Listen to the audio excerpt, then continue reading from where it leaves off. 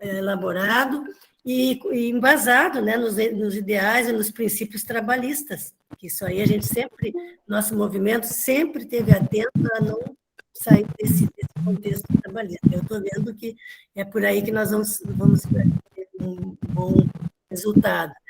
Então, eu estou aqui para ajudar vocês, esse pedido da professora, né? Dizer que tem algumas questões pontuais, depois do Rio Grande do Sul, que a gente quer falar com vocês, para a gente não passar batido, que está acontecendo no Rio Grande do Sul, até já coloquei o professor Eloy e o Oswaldino a par da situação, que é uma PEC que está tramitando aqui na Assembleia Legislativa, para a gente analisar, né? Porque eu acho que daí um trabalho... A gente tem, até não sei se o Eloy já falou para vocês, professor Eloy, mas nós temos aqui o Francisco, a Sandra, a Maria Denise, o professor Eloy e eu, que já trabalhamos em 2019 2020 num programa, num trabalho mais ou menos parecido com esse,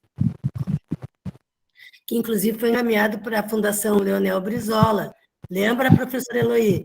Aquele trabalho está bem rico, daria para tirar alguma coisa para incrementar e ficar mais ainda o nosso. Então, o professor Eloy tem esse trabalho, depois foi feito alguns vídeos com depoimentos nossos, né?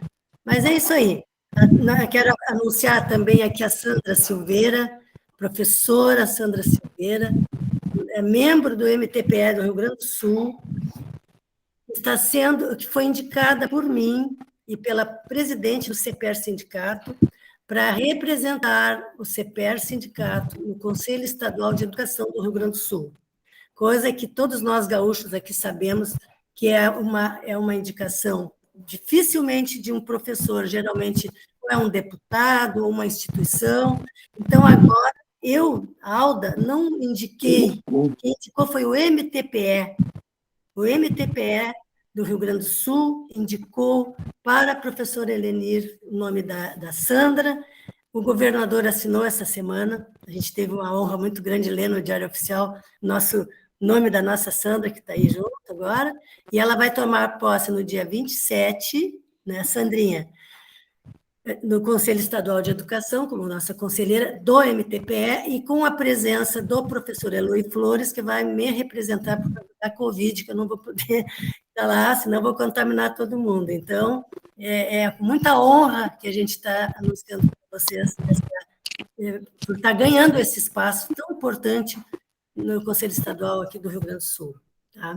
Então, eu vou agradecer por vocês terem vindo, dar boas-vindas a todos e passar a palavra agora para o nosso secretário-geral, para ele encaminhar aí como vai fazer leitura de ata, como é que vai ser feito, professor, tá?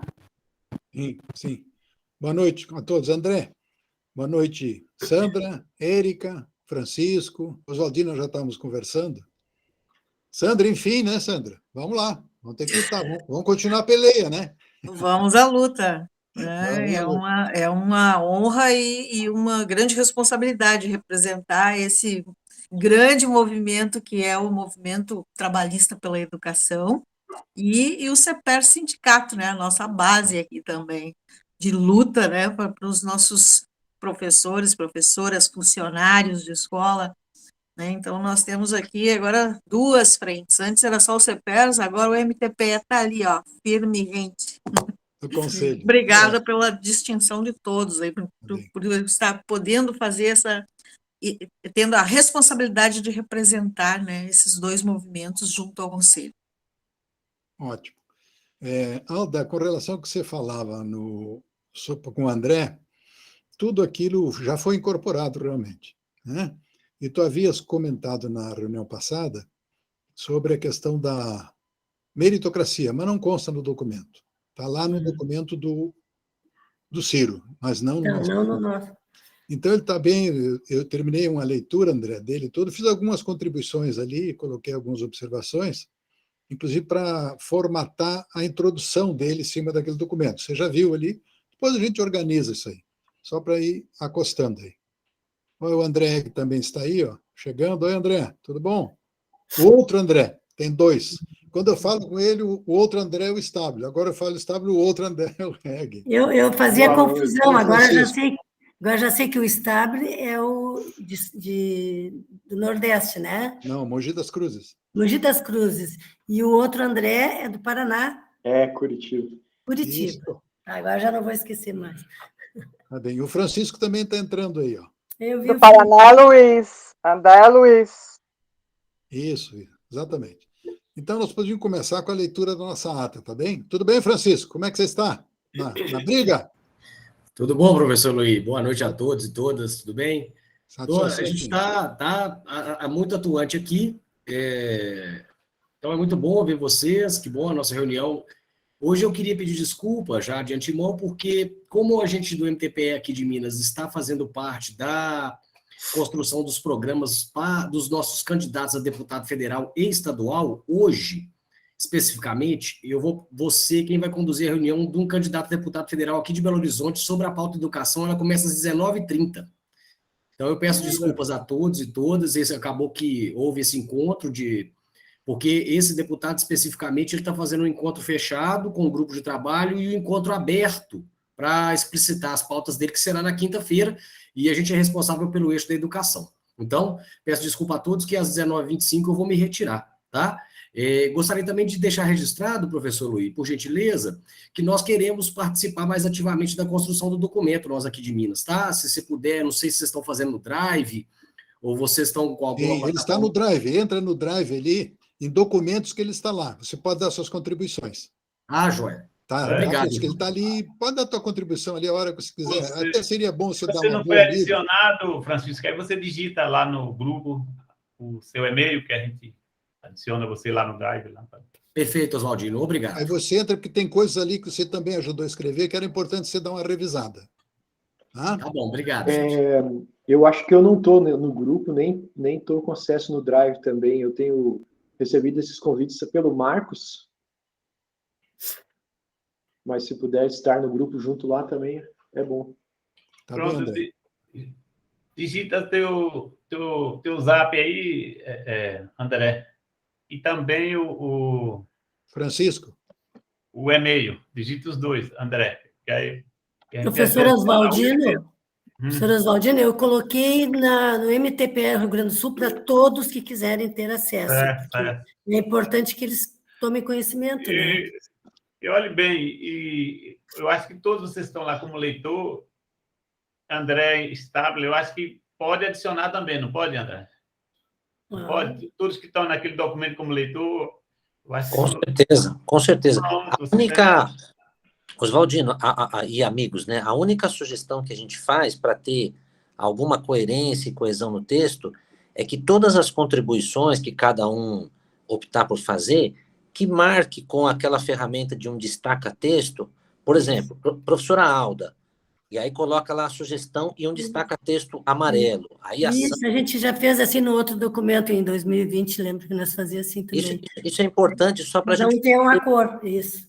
Para poder visualizar o documento e não gerar confusão no texto, só isso. Muito bom, muito bom. Agora, é bom também, né, André, assim, por medida de segurança, na hora que as pessoas, né, para fazer uso da digitação, é uma sugestão, né? Eu espero que não fique burocrático. Baixar dar um download, porque se alguém mexer na configuração, né, assim não tem. Eu sei que você está tendo esse cuidado, né, André? Durante o dia você vai lá dar uns 2 downloads, porque se alguém chegar lá, que é um documento em colaboração, né? Assim, e nesse negócio de informática, quem sabe que tem esses negócios aí. Às vezes, bota uma tecla errada, aí o documento some, né? Assim, ou zero, aí... Eu ia perguntar, não tem como salvar? Não tem como salvar um? Não, separado, salvar. assim? Quem for entrar e digitar, já salva logo, pronto, já está salvo. Aí. Não, porque aí ele tem aquele original e tem os que estão arrumados, depois é só ir arrumando. E aí pega a última versão. Quem salva, aí fica com a última versão. O Stable, ele, à medida que nós estamos entrando modificando, ele já registra tudo ali, não tem como cair. Ele fica ali, ele faz, vamos dizer, tudo que a gente registra, ele já salva automaticamente.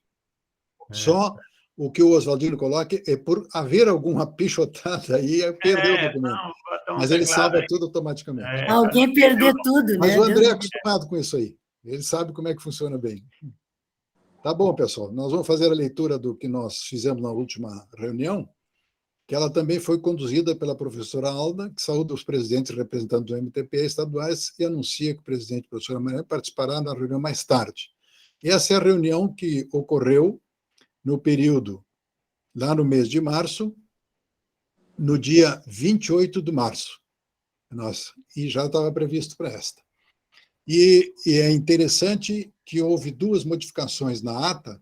A primeira teve a correção do sobrenome do Ganter, depois do representante futuro MTPE do Paraná, o Marcos Gualbert Ganter de Moura, e ouvindo a correção solicitada pela professor André Eggen, colocando a Universidade do Paraná.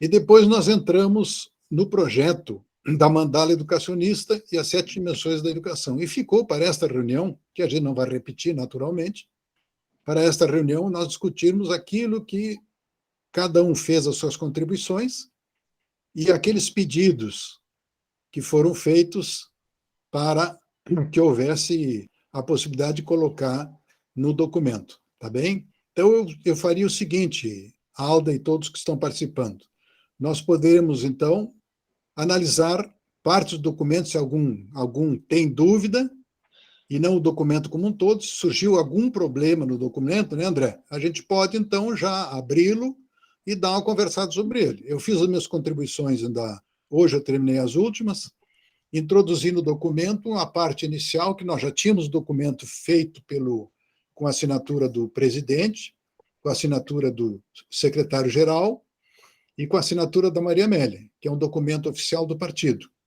que é de 2020, que ficou ali na entrada, vai ser a introdução do documento. Que, naturalmente, isso vai lá, a Maria Amélia vai entregar, aí a fundação... Lembre que a fundação, ano passado, por uma delegação do presidente da fundação, o Manuel Dias, deu uma formatação a toda ela, nós entregamos os conteúdos, formataram, tudo bem. E o que vai acontecer é a mesma coisa de novo. Se alguém tem contribuições para dar naquilo, eu vejo que poderíamos, então, conversar especificamente, aí o André já pode... Nós podemos defender posição ou dizer que podemos arranjar. Eu fiz uma última proposta aí, André, sobre uma situação muito específica ali, já bem no final do documento, e uma sobre a ação que eu vejo assim como importante, já está bem frisada aí, que eu vou chamar a atenção de vocês, que eu vejo que nós temos que aprender a trabalhar com os grêmios estudantis, o conselho, com a Assembleia dos Municípios e com a educação em seminários de debate, porque a finalidade é a comunidade que trabalha. Entende? Onde se discute as questões orçamentárias, se discute as questões inclusive de conflitos dentro da própria escola, que hoje está a cargo de professores, e o projeto que nós temos, ele já está abrindo várias oportunidades de outras instituições participarem, né? Já tem um texto bem elaborado. Então, sobre isso, eu gostaria, de uma certa forma, nós dar uma conversada, se o André puder depois trazer o texto, que eu já não me lembro bem dele, mas é assim, eu acho que isso é uma coisa importante, que quando se estabelece pela Constituição a formação dos conselhos, se estabelece a forma das direções com autonomia financeira, administrativa, né, e pedagógica, nós precisamos ainda acostar algumas coisas ali que eu já coloquei. E isso eu gostaria de discutir. Se o André depois, à medida que for desenvolver, mais no final do documento, a gente abrir isso, eu gostaria de dar uma boa firmada como se diz aqui no Sul, firmar o casco para ver se é aquilo que a gente quer. Tá bem? Deixo a palavra à vontade de todos. Eu quero dar uma intervenção bem rápida. Essa questão, bom, do Conselho de Educação, que já foi falado, que é importante, que a gente está participando com a Sandra agora e a Fátima, lá, que é do PDT também, mas o André colocou uma questão aí que, no dia que ele falou, me chamou muita atenção, que foi os grêmios estudantis. E isso é muito importante, viu? Inclusive, aqui no CEPERS, a gente está fazendo um trabalho já de reunir todos os grêmios e todas as instâncias, né, estudantis para debate. E, inclusive, eu indiquei o nome do Douglas, professor Eloy. Douglas, que é o presidente da Juventude Socialista, PDT, e eles já estão fazendo lives, estão discutindo esse assunto. Por quê? Porque nesse projeto neoliberal, não é só o professor que tem que ficar de mordaça, eles querem amordaçar o aluno também. Então, é importante essa nossa interação com os grêmios, e não só com o Grêmio, Clube de Mães, Grêmio, deveria ter até o CPM, que tiraram, não sei aí, aqui tiraram o CPM, não existe quase colégios que tenham CPM, os conselhos escolares, que aí é que nós vamos ter a interação com a base. Então, professor Eloy, tem, assim, total aprovação, e achei muito boa a colocação de vocês. Isso aí, para mim, me sinto contemplada. Era isso. Tem uma notícia para o Francisco ali, Francisco já está no grupo, né? Já te colocar. Eu só gostaria de fazer um comentário ainda, André, porque eu participei lá, eu fui presidente de centro estudantil, de grêmios estudantis, e uma das coisas que nós discutimos, nós criamos uma cooperativa, inclusive porque era uma escola profissional, uma escola agrícola, né? Criamos uma cooperativa na ocasião, nós debatimos com a Câmara Municipal de Cachoeirinha, onde era a escola, é a escola, debatimos também com todas as organizações que existiam, inclusive tínhamos um chamado Jogos da Primavera, que era produzidos por nós mesmos, pelos grêmios antigos, que é a questão da arte, do cinema, que era muito precário. Nós tínhamos compramos equipamentos na ocasião, com rolos de fita para passar para as pessoas da comunidade filme que eles não imaginavam, todos os tipos de filme. Então, essa atividade se perdeu, se extraiu do Grêmio Estudantil. E essa juventude nossa perdeu a prática do debate político, do debate social, do que significam as estruturas do Estado. E a significação das estruturas do Estado vem por aí. Ele vai começar a entender o que é uma Câmara, o que é uma lei. Então, aí é que começa o processo. Ele lá está com seus 15, 16 anos, quando ele chega ao final da universidade, ele já está craque. Entendeu? Então, isso é fundamental. Eu tentei colocar isso ali dentro, e eu gostaria de debater com vocês isso aí, porque eu acho que é absolutamente necessário. Tá bom, agora eu fico quieto, que eu já fiz a minha parte. Deixa vocês.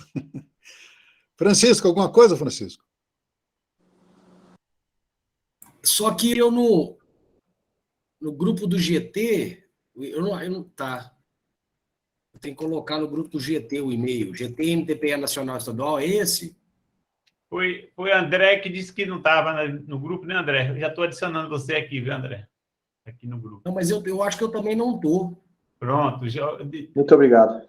Francisco, digite seu zap aí, Francisco. Aí no chat. Digite aí que eu vou te adicionar. Aí tu já fica com ele em mãos para poder olhar com calma, Francisco. Depois vai dando tuas contribuições ali mesmo. Nosso tempo é curto, né? Hoje é só para a gente tirar dúvidas, ou coisa que vale assim, porque eu não tenho muito que discutir o documento agora, porque ele é enorme. Então, a gente precisa só colocar coisas pontuais e dúvidas que você tem, tá bem? Fica bem assim, né? Ok. O André Stable, você vai compartilhar, né, André, o documento?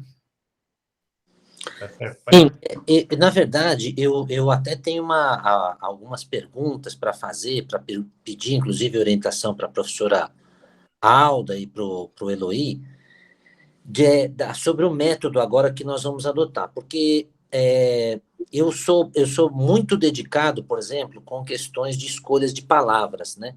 Então, por exemplo, percebi que quando surgiu o conceito aí de meritocracia, a gente já tinha que ter um cuidado extra, porque virou uma palavra até ideológica. A gente até sabe, a professora Maria Amélia sabe que no setor público tem funcionários muito dedicados e outros que não são tão dedicados assim. Mas nós, do campo progressista, não utilizamos essa nomenclatura de meritocracia, porque isso tem mais a ver com outras formas de pensar a educação. Então, por exemplo, a gente pesquisa lá, não foi digitada a palavra meritocracia, a gente não vai trabalhar com esse viés. Mas, por exemplo, tem muitas sugestões, e acho que uma conversa muito profícua que eu estou tendo com a Érica, são coisas que eu queria perguntar para vocês, qual será a forma pela qual a gente pode, talvez, se reunir à parte, né, com tempo para estudar e etc., para poder definir alguns pontos, que são pontos educacionais, pedagógicos, profundos, e que mesmo dentro do movimento ou dentro do partido, pode existir visões diferentes. Então, a gente precisa construir um consenso, né, progressivo e ver o que o MTPE vai propor para o programa de governo do Ciro Gomes. Por exemplo, vou citar um exemplo aqui que é bastante polêmico, mas tem pequenos pontos que são vários, que a gente precisa ter tempo para aprofundar. Existem duas visões, pelo menos, no campo da alfabetização das crianças que estão ali ingressando no fundamental, saindo da educação infantil. Existem pelo menos duas visões. Uma visão mais adotada no Brasil de que as crianças são alfabetizadas por ciclos, então ali entre 6 até 8 e às vezes 9 anos a criança pode ser alfabetizada, e isso tem tido os resultados que nós temos tido aqui no Brasil, na minha visão, né, insuficientes por uma série de fatores que a gente pode aprofundar nessa conversa. E existe uma outra visão que declara, inclusive de maneira avalizada em pesquisa científica das ciências da educação, que diz que o primeiro ano do fundamental, ou o segundo, não sei, pode e deve ser dedicado à complementação de um ciclo de alfabetização plena, né? Então, a gente chegou nesse detalhe do texto, por quê? Porque uma das coisas que fez sucesso no Brasil, na época do ex-ministro Fernando Haddad, e tem feito muito sucesso em algumas cidades brasileiras, são programas de alfabetização numa idade certa, com um método e etc., sem a ideologia de método fônico, de material estruturado ou não, mas que entendendo a alfabetização como um direito. Esse é um debate profundo, assim, a gente precisa construir juntos algum tipo de consenso sobre isso para que o documento possa refletir a ideia, a opinião e o entendimento de todos nós, né? Eu sou apenas um mero redator, né? Então eu quero muito perguntar para vocês que metodologia nós vamos usar para discutir esses pontos mais aprofundados, por exemplo, da carreira dos professores, de legislação, que é um tema profundo e extenso, muito complexo. Por exemplo, Eloy, lá no texto de 2020, eu percebi lá que a gente passa da Constituição Federal para a LDB, né? De 88 para 96, e tem um vácuo muito importante que ficou faltando mencionar, que é o Estatuto da Criança e do Adolescente, que tem 2 anos após a Constituição, e que, se a gente quer fazer o trabalho mais perfeito possível de educação, a gente não poderia, talvez, deixar de mencionar.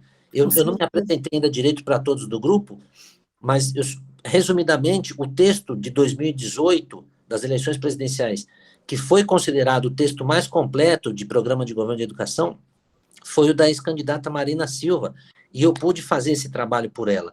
E agora, eu tenho certeza que com essa inteligência aqui reunida, nós vamos fazer um trabalho ainda muito maior, muito melhor e muito mais profundo. Só que eu preciso que vocês me guiem de como que a gente vai clarear os pontos profundos de detalhamento. Eu tenho uma sugestão para o grupo, não sei se vocês vão gostar. Eu já havia conversado com a professora Maria Amélia sobre as séries iniciais, por exemplo. Eu não domino, eu sou do ensino técnico, assim como o professor Eloy também, né?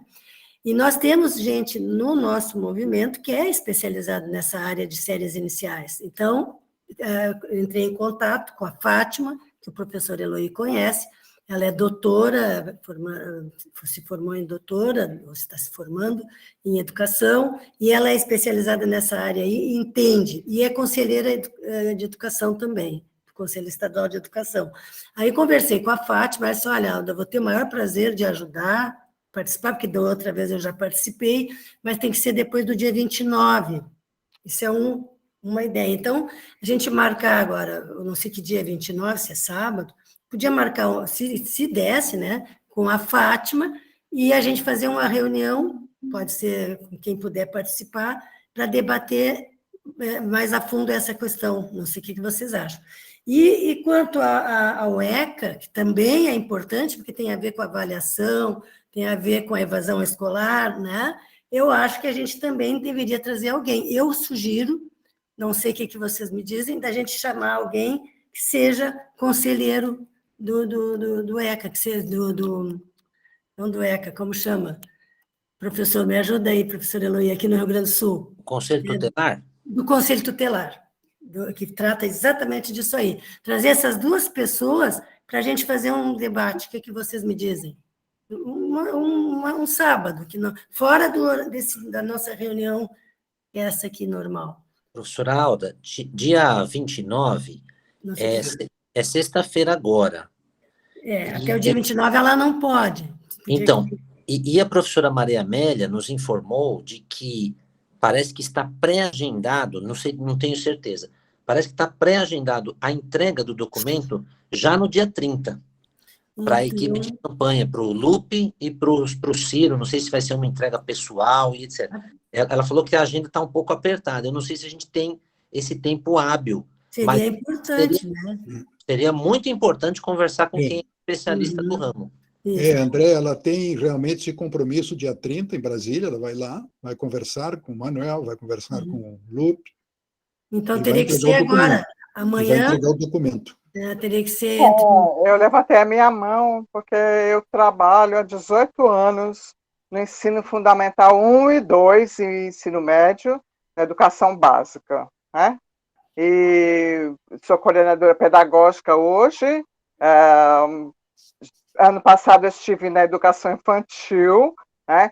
E assim, o que eu observo bem de perto é assim, que existe uma transição da educação infantil para o ensino fundamental 1 que é muito delicada, porque recentemente foi antecipado de 7 para 6 anos a idade do primeiro ano. Então, as crianças ingressam no primeiro ano, muitas, com 5 aninhos ainda. E eles não têm maturidade para a alfabetização completa no primeiro ano.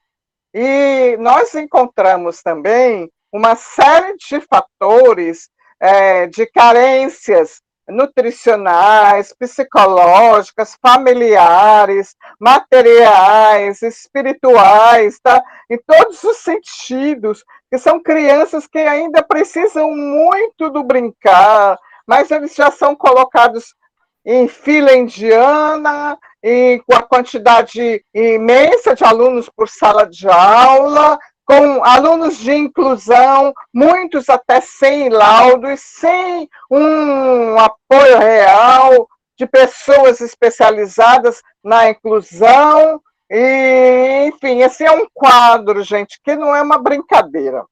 Então, o que eu percebo, desde que eu entrei na rede estadual em São Paulo, na rede municipal também, é que a criança, algumas conseguem logo, porque tem apoio familiar, porque a família incentiva a leitura, a criança é mais esperta e tal. Mas outras precisam de mais tempo, é muita pressão querer que a criança saiba ler no primeiro ano. Então, aqui em São Paulo, a alfabetização da idade certa, ela é até o 3º ano. Então, o ciclo de alfabetização é do 1º ao 3º ano.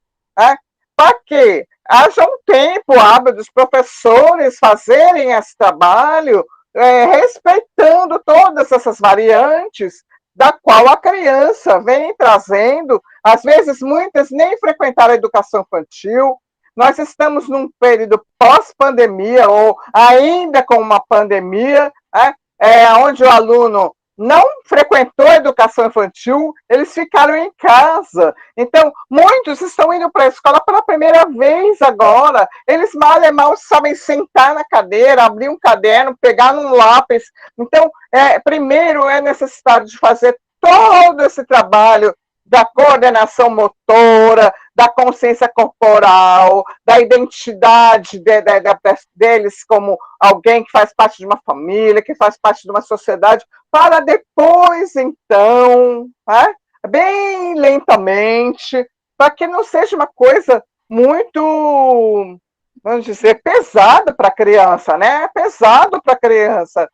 Assim, e os professores acabam também se sentindo pressionados e muita cobrança, muita, assim, vamos dizer, exigência, né?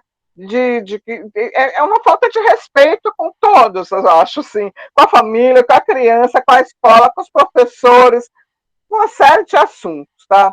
Então, o meu parecer é que seja até o 3º ano, no máximo, Ou seja, os professores têm esses primeiros 3 anos para alfabetizar plenamente, para a criança saiba ler e escrever e já começar a passar da letra de forma para a letra cursiva, que é outro patamar. Que assim, as crianças têm muita resistência de passar da letra de forma para a letra cursiva.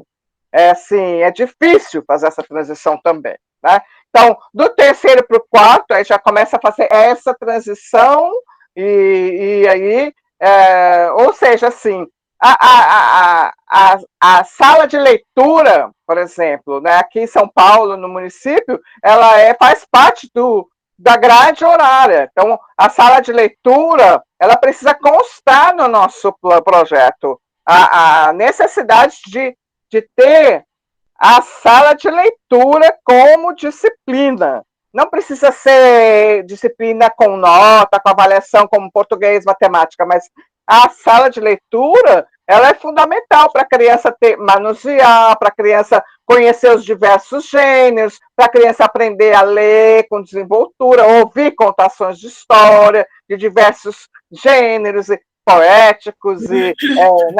Ok? Então, é isso. Erika, eu estou aqui à disposição para estudar mais aprofundadamente, se for necessário, né? Obrigada, Vou aproveitar, eu tenho 3 perguntas a fazer. A Cláudia está ali, a Guerra, e agora entrou a Carla Mergen. E eu queria só concluir o que eu estava falando, professor. Sim, vai firme. É o seguinte, eu estava fazendo uma proposta, e estava querendo ouvir. Nesse meio tempo que a Érica fez essa explanação muito bem feita, que eu gostei muito de ouvir, eu liguei para a Fátima. A Fátima pode na 4ª à noite. Quem sabe a gente reúne aí quem é dessa área na 4ª à noite para fazer. Eu convido mais algumas professoras da área para vocês conversarem, Érica, e formarem um contexto todo e passar para o André e para o professor Eloy. O que vocês me dizem? Só para a gente organizar isso aí. Elas que pode. Que horas, aí vocês botem aí, ou me digam mais tarde, então, que horas a gente marca, esse mesmo horário, e vamos fazer, então. Concorda, professor Eloy? Sim, perfeito. Tá, aí essa parte... Alda, é importante aí o que está colocando. A Carla, eu não sei se ela trabalha com educação infantil. A Carla Bergin? Carla? Está sem o microfone. Liga o microfone que está... E eu acho que a Claudinha também, a Claudinha Guerra, não, Claudinha? Boa noite, seus lindos, suas lindas. Vamos ver vocês. Oi, Cláudia. Está quente a discussão, hein? Eu participei do Fórum de Educação, o municipal, territorial e estadual. Tem tanta coisa interessante que está sendo revista, e eu estou vendo aí as discussões aprofundadas. Né? O Ciro vai ter pano para manga aí na educação. Então, tem a Carlinha, a Cristiane, que está, e a Cláudia e a Érica. Já temos 3 candidatos para 4ª e mais a Fátima, né, para nos ajudar nisso aí. É o seguinte, é o importante que o André colocou. Qual é o caminho que nós tomamos? Nós temos que sair dessa reunião 4ª-feira com a decisão. Nós vamos trabalhar num ciclo de 6 e 8 anos, vamos trabalhar num ciclo de 3 anos, quer dizer, vai haver um debate, né, André? E dali tem que sair um texto. 1, 2, 3 parágrafos claro sobre isso. Ok? É isso que tu está precisando. Eu acho que é isso que tu está precisando. Né? A Érica já deu uma mão. Eu posso escrever, eu posso mandar para vocês o material da Prefeitura de São Paulo, que, olha, modéstia à parte, a Prefeitura de São Paulo tem um currículo da cidade maravilhoso, tá? Esse é um dos motivos também que eu coloquei, a importância de se fazer um fórum de práticas de educação de sucesso, aonde a gente instale uma escuta atenciosa de todos os estados e municípios, para que a gente possa conhecer aonde é que está funcionando, aonde é que já está sendo vitorioso, para que a gente não fique reinventando a roda, gente, porque a roda já está inventada. Exato, concordo. Cláudia, Carlinha, podemos contar contigo na 4ª? Tipo às 19h30, tá? Então, a Cláudia, pode, Cláudia? Cláudia Guerra. Cláudia... Eu prefiro às 19, se for possível. 19 para mim é melhor. 19 horas, 4ª-feira, Cláudia. Cláudia, microfone. Microfone ligado aí, Cláudia. Vamos te antena aí. falta dele conversar. A Carlinha concorda? Tá. Tá, então já temos a 3, depois a gente marca mais alguém. André, pode deixar por minha conta de convidar as pessoas, se vocês tiverem... É quarta que vocês estão marcando, gente? Quarta, às 19 horas. Eu vou estar em Brasília. Tá. Aí, se não dá, a gente... É das séries iniciais, tá? Que o André pediu esse apoio aí. E se a gente conseguisse alguém do Conselho Tutelar, seria uma coisa boa, mas aí não no mesmo dia, para não misturar as estações. Mas eu acho que é mais urgente essa questão das séries iniciais, né, André? Por enquanto. Exatamente. Tá bom. Tá certo, continuemos então.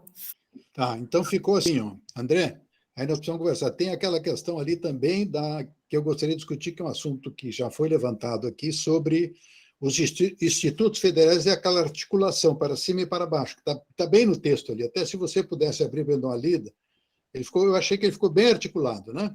Com as escolas profissionalizantes do ensino médio e para cima, visando o mercado. E aquele é um ponto importante. O Oswaldino bate muito sobre isso, né? Sobre a questão da pessoa ir para o mercado e poder conquistar o mercado de trabalho, sair habilitado. Não é, Oswaldino? Então, se a gente conseguir... Essa questão aí de manter uma parte dessa população só nas políticas públicas, não é isso? Nas bolsas e tal. Sim. Isso aí, rapaz, é uma coisa que a gente tem que resolver para emancipar o trabalhador, botar ele no mundo do trabalho, meio do trabalho formal. E é uma missão especial do trabalhismo, isso aí, incluir o indivíduo, né, na sua cidadania, né, emancipar ele. É isso aí. Eu sou dessa área aí, Oswaldino, estamos juntos. Oswaldino, aí tem como é que, até dentro de casa, como é que você vai contratar, não contratar a doméstica, indicar para alguém, se ela não sabe ler, escrever?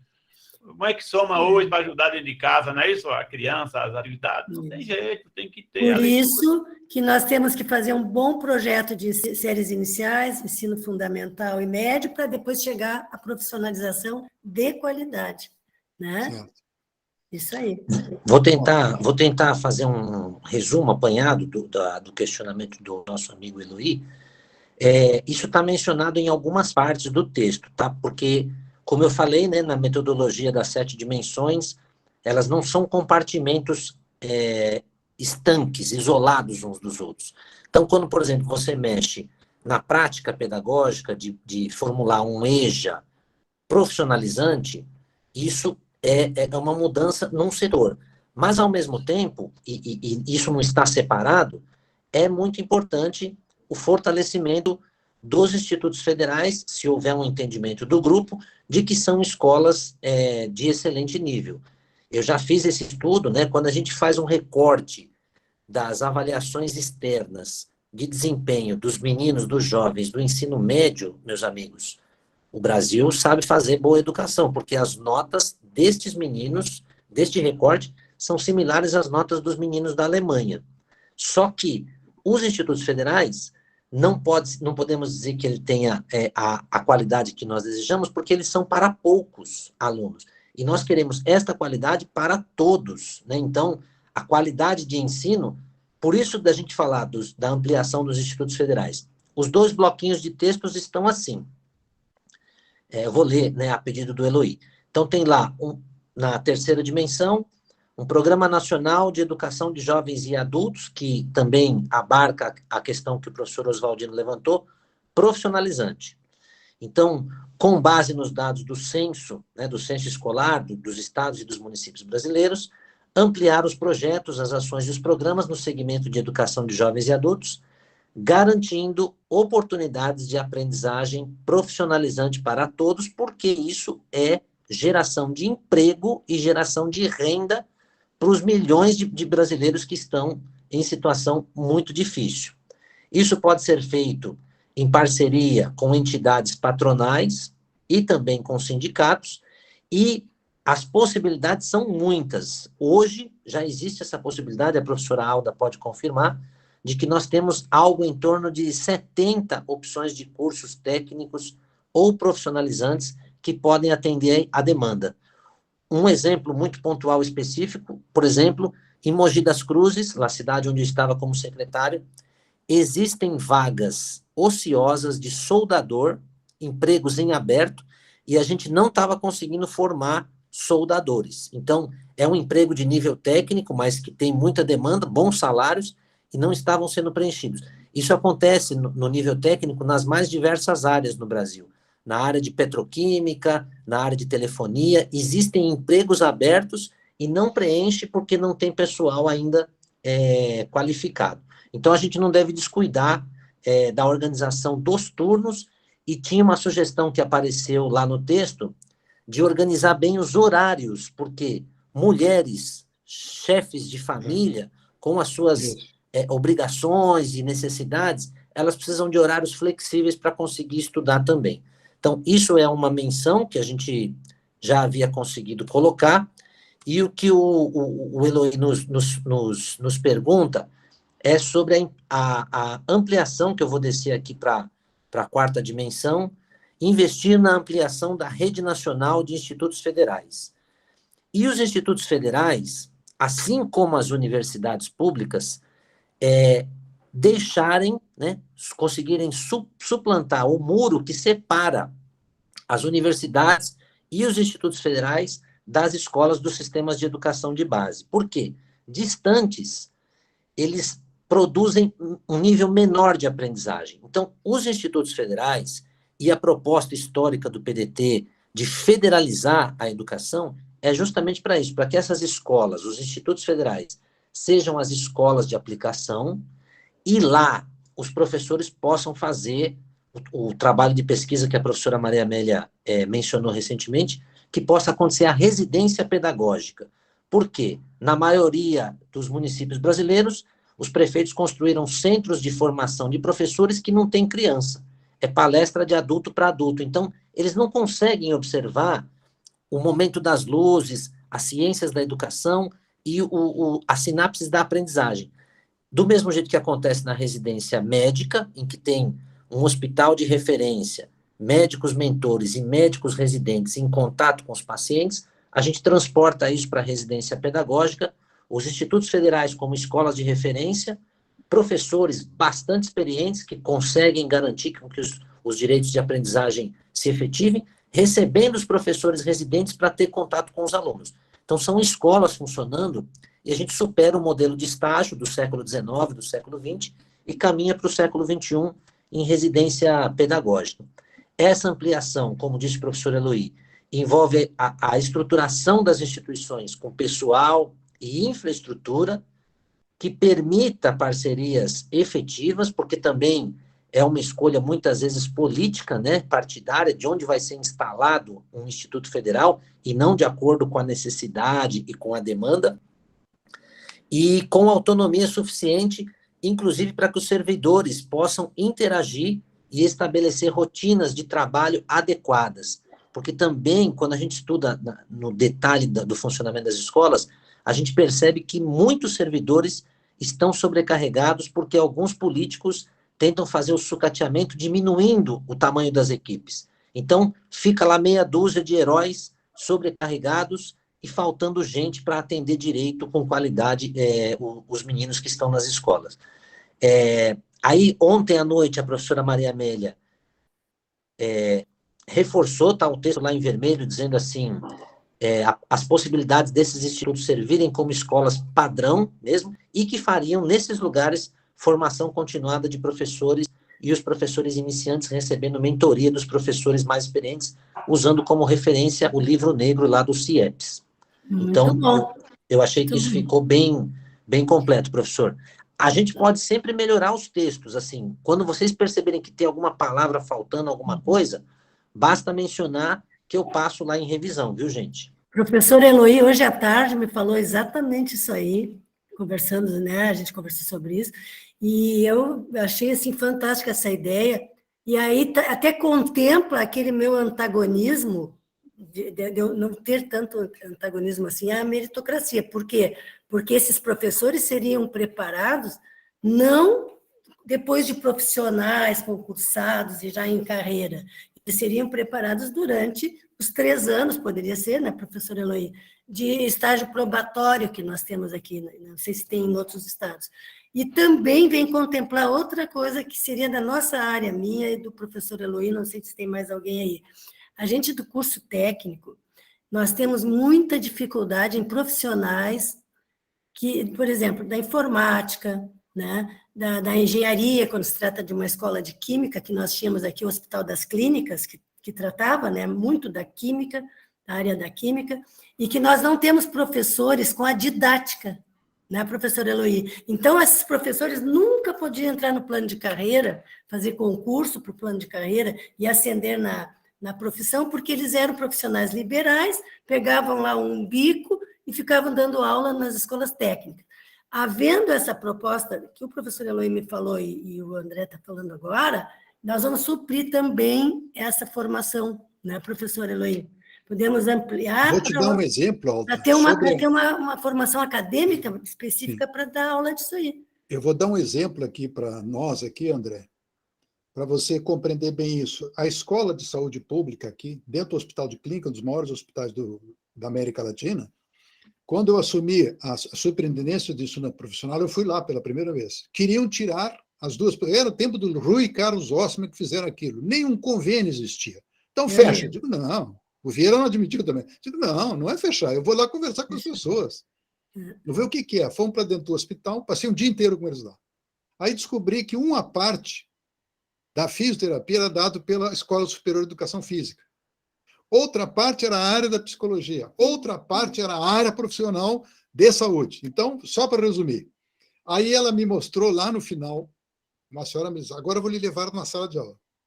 A maioria daquelas crianças, entre 7 e 12 anos, com câncer, eles não viam a família há muito tempo. Então, quem era a pessoa que comandava aquilo? Era uma pedagoga, uma psicóloga. Como é que você vai tirar? Ela chegou e disse assim, o senhor vai tirar essas duas pessoas? O que nós vamos fazer com essas crianças? Eu digo, não, em absoluto não vou tirar. Eu falei com o Vieira, não, o Vieira, deixa como está lá. Até fizeram uma recomposição de todo o hospital e eles têm uma parte especial agora. E eu digo, não, essas pessoas vão ficar, está irregular há quanto? Quase 30 anos. Vai continuar. Vai se aposentar aqui. Fizemos um documento. Então, essa é a precariedade que eu percebi, que eu vejo que esse vácuo que existe entre no ensino médio passar essas pessoas para uma parte profissional, e aí vem um outro dedo, uma outra experiência. Você tem o conjunto todo dos S's do Brasil, que não é privado, isso é público. Público. E nós não usamos. Eu organizei o SENAR, Serviço Nacional de Aprendizagem Rural, no Rio Grande do Sul. Implantei. Quando deu o primeiro que eu assumi, fui a Santa Maria, e lá tem em Santa Maria, a universidade controla todos os centros profissionais. Tinha um problema em Carazinho e outro em Ijuí. Ijuí, casualmente, era de um companheiro nosso que estava lá, com o prefeito. Como é que resolve isso? Falta de preparação do professor, colocaram tudo no colo de uma professora que não sabia nada, não é culpa dela, não era da área. Como é que se resolve isto? Preparando. Voltei a Santa Maria. Digo, olha, nós temos que pegar um instituto e pegar os melhores professores e preparar essas professoras lá. A direção vai atrasar o projeto 6 meses, não importa. A hora que eu sair, vai ter pessoa preparada aqui dentro. Eu não estou preocupado com o meu resultado, é o resultado dessa comunidade. E era um programa ligado à saúde. O prefeito estava apavorado, casualmente era um companheiro nosso de partido, que ele não pôde me atender naquele dia. Eu digo, nós temos que mudar essa ideia. O ensino médio com o profissional dizendo, bom, depois que ele está ganhando a vida dele, pode fazer um curso superior, mas dá uma oportunidade ao indivíduo, mas prepara os professores e os diretores.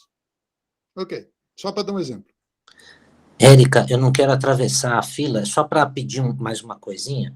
Professor Eloy, talvez a Alda e até Maria Amélia, ou quem seja do ramo, uma das ausências que eu ia mencionar também hoje é a falta de um parágrafo nosso, do MTPE, sobre o aprimoramento do sistema S, professor. Assim, o SENAI, o SESI, o SENAC, o SESC, tudo isso que são sistemas, de fato, que têm boa qualidade. A gente já percebe que eles têm já um patamar diferenciado em relação aos sistemas públicos normais. A gente precisa preparar um daqueles tópicos. Eles entram com facilidade na 6ª dimensão, que tem a ver com a articulação de parcerias intersetoriais, porque tem a ver com o setor da indústria, né, o setor produtivo, o setor do comércio, etc. E, professor, se o senhor puder preparar os itens principais, que são já demandas antigas desse setor, a gente poderia incluir já na sexta dimensão, porque eu sou encantado pelo SESC, pelos resultados do ensino técnico do Senai, pelo menos aqui em São Paulo, funciona muito bem, os meninos... O SESC é maravilhoso aqui no Rio Grande do Sul, muito bom. A maioria já sai até empregados, professor, então, se puder não esquecer de nos dar algum subsídio para o Sistema S, seria importante. Desculpa ter... Vou fazer isso amanhã.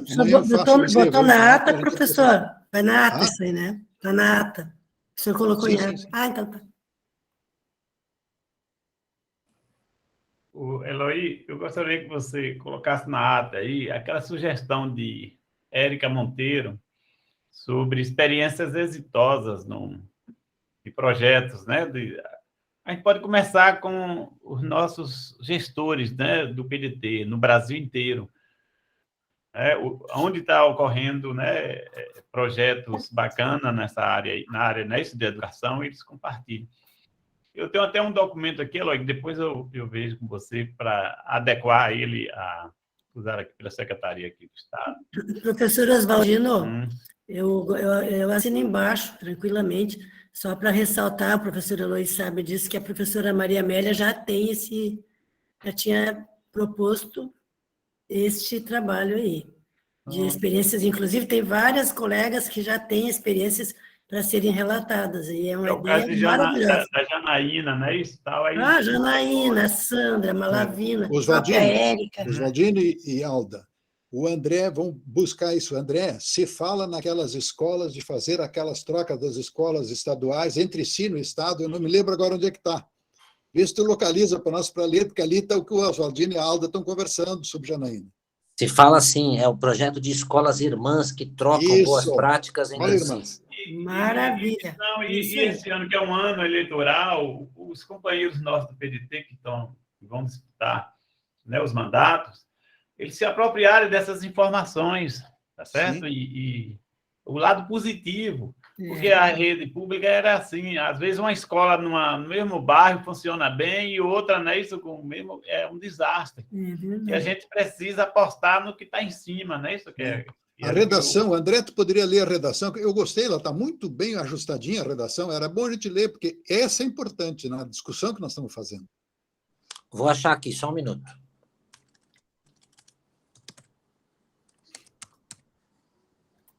Francisco está aí ainda na conferência, Francisco? Achei. Não, ele saiu. Vou ler aqui, mas só vou fazer um parênteses aqui com o Oswaldino. Às vezes não é nem no mesmo bairro, às vezes dentro da mesma escola, uma sala, uma turma de terceiro ano funciona bem e uma turma a 5 metros de distância não funciona tão bem. A gente já viu isso acontecer também. O que está escrito aqui, né? É um programa nacional de escolas irmãs. Está lá focalizado, né? Incluído também na sexta dimensão, que trata da articulação de parcerias. Então, diz assim, criar canais de comunicação e intercâmbio entre escolas inseridas nos mesmos estados e ou municípios próximos para a troca de experiências e fazeres pedagógicos, ampliando a qualidade e a equidade dos serviços públicos educativos da rede nacional em larga escala, porque é justamente isso, pequenos detalhes de gestão de uma escola, de governança, como, por exemplo, o diretor ir receber os alunos e falar bom dia para a família, etc., que são ali 15 minutinhos de entrada para criar um ambiente favorável à aprendizagem, isso pode acontecer numa escola e no quarteirão de trás não acontecer. Então, essa troca permanente tem que acontecer do mesmo jeito que entre escolas, entre o CAPES, entre a UBS e etc., os outros serviços públicos também teriam que ter uma reunião mensal, porque são as mesmas crianças, com os mesmos problemas, muitas vezes, de vulnerabilidade social, econômica e familiar, mas não se sabe, né? Então, o pessoal do posto sabe que aquela família tem anemia de ferro ou tem falta de acuidade visual, e o pessoal da escola não sabe disso. Então, essa troca entre escolas e entre setores já foi comprovado que é uma boa prática, mesmo que ajude os meninos a aprender mais. André, às vezes também a escola sabe e a UBS faz de conta que o problema não existe e não dá o encaminhamento necessário, não faz os exames que precisa, não faz o apoio que a criança precisa, não fornece a tecnologia assistiva que o PCD precisa. Então, assim, essa articulação dos parceiros, ela precisa funcionar de forma ágil e eficiente, prontamente, sem ficar enrolando as pessoas. Porque é indigno, né, o que fazem com a pessoa que chega numa UBS pedindo, pelo amor de Deus, eu preciso de um óculos, eu preciso de um aparelho auditivo, eu preciso de uma cadeira de roda, eu preciso de uma fisioterapia, e não atendem. Às vezes, né, Érica, o professor identifica que a criança tem um transtorno, uma dificuldade, até ela obter esse laudo leva 9 meses, 10 meses, é muito lento. É verdade, você tem toda a razão. Aí, Érica, nós temos uma falha que são dos conselhos tutelares, que eles deviam, da escola, levar direto para o posto, mas ir lá e exigir, só que eles falham. Olha, Eloy, o conselho tutelar, a gente encaminha casos aqui para o conselho tutelar de arrepiar, e o conselho tutelar não faz a parte dele. É uma bola furada também. Érica, quem são os conselheiros tutelares? São pessoas da sociedade que se colocam politicamente. Então, isso é uma falha muito grande. Isso a gente tem que colocar. O André chegou a colocar essa questão do conselho tutelar, porque aí reside uma coisa. E a gente tem que minar esse processo que está aí, orientando isso para uma outra coisa, porque o que está aí não serve. É só para cargo político. E professor Eloy, também tem uma omissão até mesmo dos juízes da Vara da Infância e da Juventude e dos promotores de justiça do Ministério Público, que são especializados muitas vezes em pressionar professor, mas quando é para pressionar as instituições governamentais para atender o direito à educação e o direito de aprender, eles também são muito lentos, como lembrou bem a nossa amiga Érica.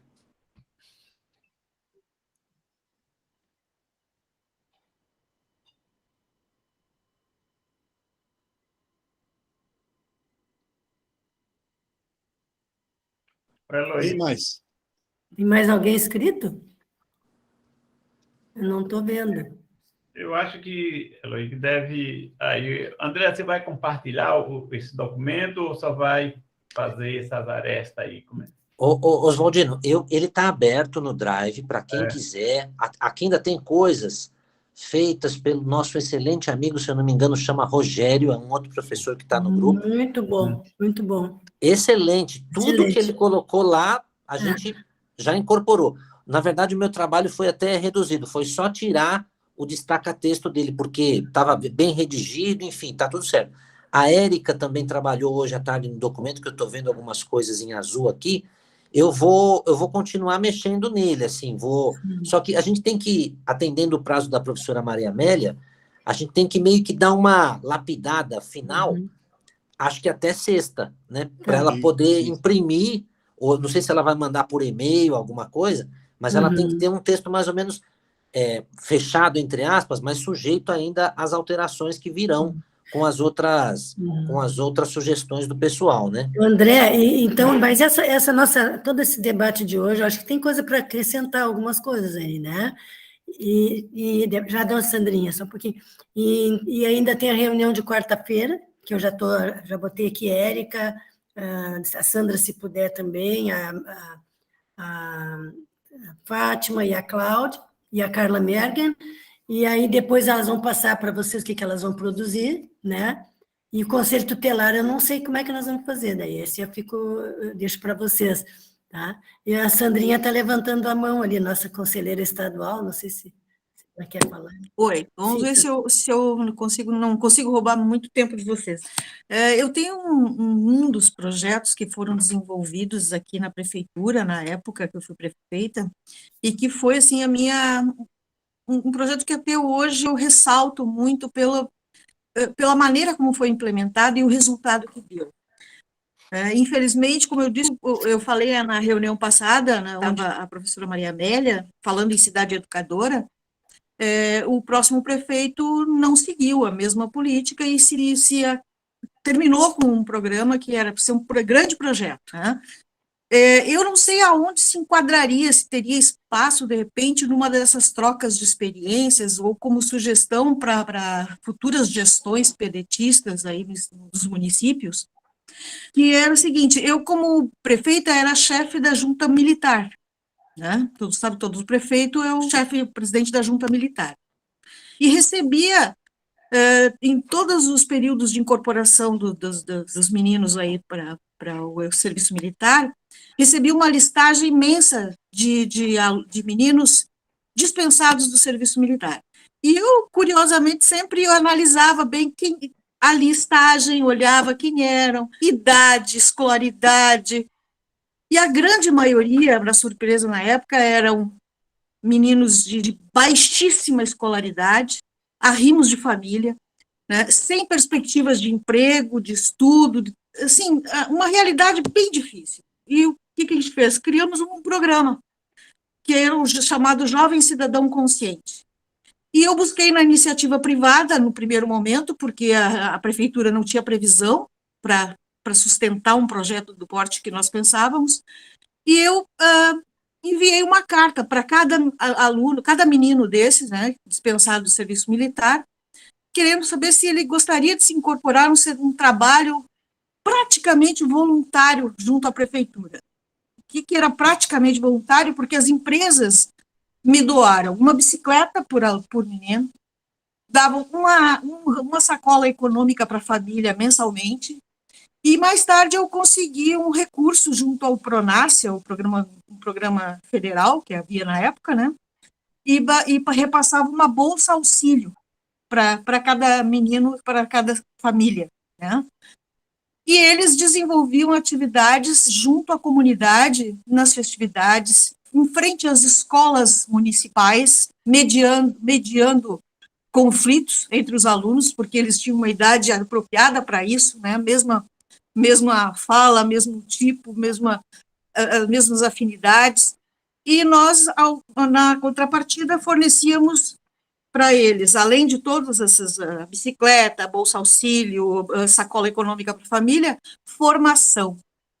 Eles tinham formação com o Corpo de Bombeiros, tinham formação na área da saúde, com o pessoal da saúde, tinham aulas regulares de informática. Nós fizemos um programa e contratamos, inclusive, uma escola particular que fazia os módulos de ensino para eles se qualificarem, né, para futuramente escolher o que fazer profissionalmente. Então, assim, foi um projeto que foi bem premiado, foi muito bom, e quando terminou, as famílias enlouqueceram, né? Então, assim, porque deu possibilidade de muitos meninos que não tinham outra perspectiva, dispensados do serviço militar, estarem buscando formação, trabalhando. Eles eram chamados, depois eles tinham um uniforme, né, chamados guardinhas da prefeitura. Então, assim, e todo mundo respeitava eles na rua. Então, assim, foi um projeto muito bonito e eficiente, né, e deu resultado. E mais adiante nós abrimos para meninas, e aí o critério era estar inscritas em programas de assistência, da assistência social, meninas que estavam em vulnerabilidade social. Então, já começamos a fazer, aí o grupo era um menino, dispensado do serviço militar, e uma menina, que eram vamos dizer assim, os guardinhas. Atuavam em todos os eventos da prefeitura, na frente das escolas, como ajudantes, e, enfim, assim, uma infinidade de atividades. E tinham formação, né? Como eu disse, Corpo de Bombeiros, com aulas, tinham uma programação extensa de aprendizado. Então, assim, acho que era um projeto que deu muito certo, foi muito bem visto, e, de repente, tem um espaço aí em algum lugarzinho. Sandra, a exposição aí que você fez desse programa aí, desse projeto, ele está parecido com um projeto que tem no MEC, né? Ele é antigo. Ele está tudo parado, quase tudo está parado no governo federal agora, né? Mas que é o Programa Nacional de Inclusão de Jovens, que é o ProJovem, né? Que tem um ProJovem urbano. Na ocasião, professor, o governo federal veio até Esteio buscar subsídios no nosso programa para criar o Reservista Cidadão, que ele foi baseado no programa que estava sendo desenvolvido aqui. Pode juntar todos esses projetos aí e tentar, né, criar o ProJovem, o que você fez, que foi exitoso lá no seu município, e a gente criar um, aí e colocar aí como sugestão, né? Sim. Você compartilharia o que você tem ele, né, formatado. A gente vê o Projove e aí a gente criaria uma sigla com a nossa cara, né, esse trabalho aqui, trabalhista, e colocava. Mas que você foi colocando aí, eu vi o Projove, porque lá no Ministério do Trabalho a gente trabalhava também esse segmento aí, né, de inclusão. O MTL tinha na época de Lupe, e aí tinha um programa. Aqui nós temos o Projovem, mas é meio diferente, professor. Inclusive, lá no CEPERS temos 2 funcionários que são do Projovem, mas não é desse mesmo formato, esse que ela falou aí, é específico para os reservistas, né, para os que não, aqueles que não são aproveitados no serviço militar, é isso, né? É a Sandra. Então, tá, eu tinha entendido assim.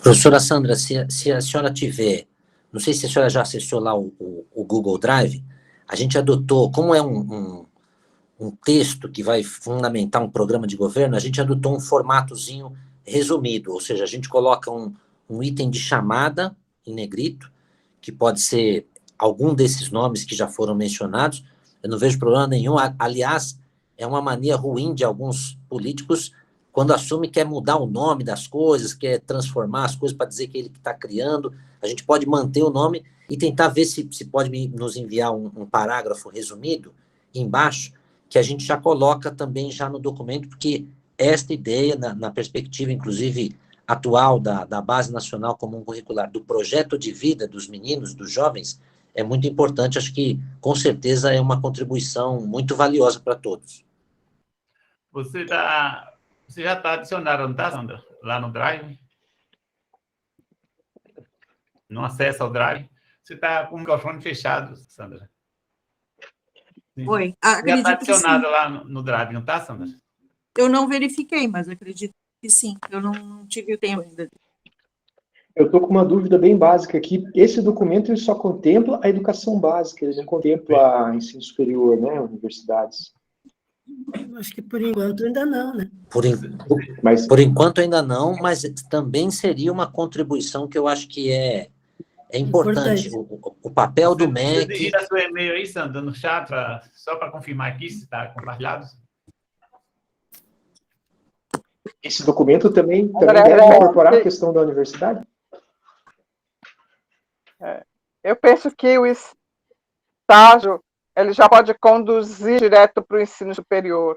Esse jovem que faz um projeto de jovem aprendiz, pró-jovem, não seja o nome que tiver, ele vai ser já encaminhado desde o ensino fundamental 2, ensino médio, ao mercado de trabalho e para a universidade, já direto, né? Porque assim, a gente tem o Enem, o ProUni, vários programas aí, mas eu sinto que isso tudo precisa estar bem amarradinho para que haja o encaminhamento desse jovem, né? Como foi falado na quinta-feira aqui, da reunião que a gente fez, né? A inclusão social na universidade, na USP, né? Que aquela senhora, a Sandra, né? O nome dela, da Universidade da USP, a reitora, ela falou, né? Que ela fez um programa de inclusão social na USP, né? Então, eu vejo que esse projeto, como um todo, ele já pode ter essa vamos dizer, como se fala, essa porta aberta, né? Esse vínculo já com o encaminhamento do jovem para a universidade, para pós-graduação, né? Na USP, por exemplo, quando a pessoa faz a universidade e tira boas notas, já tem a bolsa do mestrado garantida. Já vai direto. A minha nora fez assim. Já nem saiu, já vai continuando lá para o mestrado direto. É coisa boa.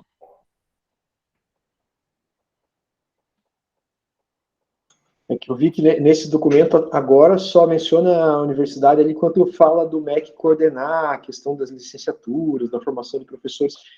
mas esse documento ele vai contemplar o ensino superior, pesquisa, pós-graduação, CAPES, essas coisas, ou não é para estar aqui mesmo? Acho importantíssimo, professor, assim, uma contribuição necessária. A gente tem visto tentativas de estruturar isso de maneira adequada, mas quase sempre com interrupções, como era o caso do PIBID, muita coisa que já aconteceu no nível da educação superior. Tem um debate importante, professor, que a gente conversou, também conversei bastante com a professora Maria Amélia, que é essa inclinação histórica, infelizmente, do MEC, né, de tentar, de maneira não muito frutífera, coordenar basicamente a educação superior e meio que delegando aos entes federados, dentro do Pacto Federativo, estados e municípios para cuidar da educação de base. Mas isso também não tem respaldo na pesquisa de que seja uma boa prática. Na verdade, essa separação do Ministério da Educação da educação de base traz efeitos colaterais muito negativos para a universidade. Então, a ideia é mesclar, a ideia é trazer subsídios das coisas que o MEC ou já fez e deveria voltar a fazer, ou que ainda não fez. Uma delas, por exemplo, que a gente percebe, são essas implementações de programas parciais, que é um problema grave e que está aprofundado na página de introdução, quando a gente fala da federalização, porque o PNLD do MEC é um programa parcial, não consegue atender a todos os 50 milhões de alunos matriculados na educação de base. O PNAE, a mesma coisa, o PNAT, a mesma coisa, o Fundeb é parcial também, não é uma fatia lá da Secretaria do Tesouro Nacional que está destinada para o investimento prioritário em educação, e a mesma coisa com a própria Base Nacional Comum Curricular, que agora estados e municípios estão fazendo as suas atualizações curriculares. Então, a gente gostaria de que tivesse um MEC mais forte, mais robusto, que pudesse, sim, olhar para as demandas das universidades, sem se esquecer da nossa educação de base, porque uma coisa está muito ligada à outra. Se também pudermos nos mandar até quinta-feira esses extratos, né, os itens, como a gente colocou lá no documento, eu estou vendo aqui que comigo no documento estão o André Egg e o Oswaldino. Todo mundo que quiser entrar aqui, cada um tem a sua corzinha lá no Google Drive, né? E pode colocar a sua sugestão com o nome para a gente poder lapidar. E ainda depois peço assim, né, pessoal? Se o texto ficou a contento, vocês me sinalizam de que ficou bom, porque eu posso errar em alguma coisa e não está bem redigido. Então a complementação precisa ser bem feita para a gente chegar no estado da arte aí. Professor André, a gente tem, eu vi que tem essa professora, que é ex-reitora, e tem o professor Paulo Afonso, que também agora se licenciou, reitor da Universidade de Santa Maria, que são do movimento. É uma pena essas pessoas não estarem nesse projeto aí, trabalhando, porque são dois reitores, né, Eloy, que podem estar contribuindo também, quem sabe. Na reunião passada eu não pude ficar até o final, eu tinha me disposto a participar de um grupo de trabalho para discutir ensino superior, pesquisa, mas acho que acabou não funcionando. Eu também Seria não bom entrar em contato com o WhatsApp. professor Eloy, entrar em contato, de repente, com ele, ou o Oswaldino, até o André mesmo, para ele dar uma contribuição, e ela também, não sei, é uma sugestão.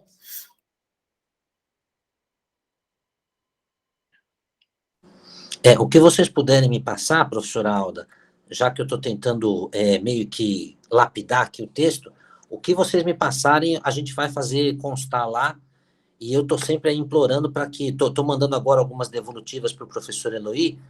Na verdade, com a experiência de vocês, gente, eu sou basicamente só um redator mesmo, estou fazendo o trabalho de incluir o que já vem da experiência acumulada de todos aqui.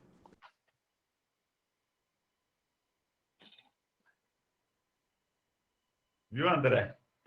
Eu quero lançar aí um desafio aí